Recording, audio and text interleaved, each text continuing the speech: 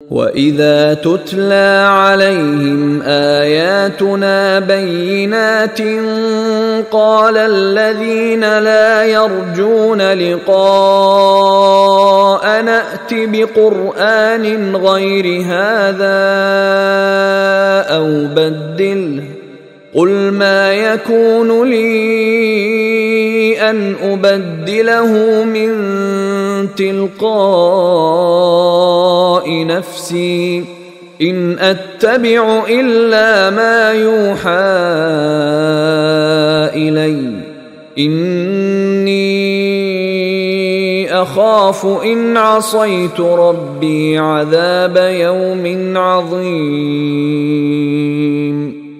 وَإِذَا تُتْلَى عَلَيْهِمْ آيَاتُنَا بَيِّنَاتٍ، اور جب ان کو پڑھ کر سنائی جاتی ہیں ہماری روشن آیات، قَالَ الَّذِينَ لَا يَرْجُونَ لِقَاءَنَا، پھر وہی لفظ آ گیا، کہتے ہیں وہ لوگ کہ جو ہم سے ملاقات کے امیدوار نہیں ہیں۔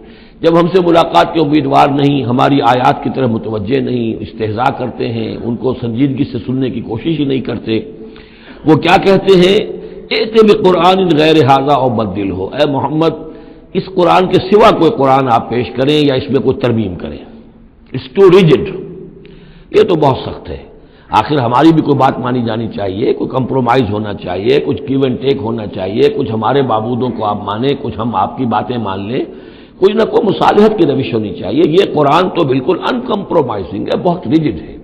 ائت بقرآن غیر ھذا، اس کے علاوہ کوئی قرآن لائیے تو ہم مان لیں گے، اور بدل ہو یا اسی میں کچھ ترمیم کر لیجئے، تھوڑی بہت چیزیں نکال دیجئے اس میں سے۔ قل ما یکون لی ان ابدلہ من تلقاء نفسی، اے نبی کہہ دیجئے میرے لیے ہرگز ممکن نہیں ہے کہ میں اس میں اپنے جی سے، اپنی طرف سے کوئی تبدیلی کر دوں۔ ان اتبع الا ما یوحی الی، میں تو خود پیروی کرتا ہوں اس کی جو میری طرف وحی کی جا رہی ہے، میں پابند ہوں، میں اس کے اندر کوئی کمی بیشی، کوئی ترمیم و تنسیخ نہیں کر سکتا۔ انی اخاف ان عصیت ربی عذاب یوم عظیم، مجھے خود ڈر ہے اگر میں اپنے پروردگار کی نافرمانی کروں گا تو ایک بڑے دن کے عذاب کی پکڑ میں آ جاؤں گا۔